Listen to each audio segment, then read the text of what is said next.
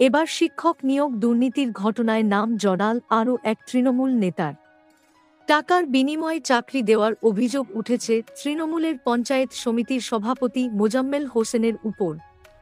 কিন্তু টাকা দিয়েও চাকরি না পাওয়ার কারণে এক ব্যক্তি তার কাছে টাকা ফেরত চাইলে তাকে একটি চেক দেওয়া হয়, কিন্তু সেই চেকটিও বাউন্স করে বলে জানা গিয়েছে। অভিযোগকারীর নাম সুকুমার বালো বলে জানা গিয়েছে। এ প্রসঙ্গে সুকুমার জানান যে তাঁর বাড়ি গাজলের শঙ্করপুর এলাকায়। 2016 সালে চাকরি দেওয়ার নাম করে তার কাছে থেকে 2,70,000 টাকা নেওয়া হয়। পরে সুকুমারের স্ত্রীকে প্রাথমিক শিক্ষক পদে নিয়োগের একটি কাগজও দেওয়া হয়।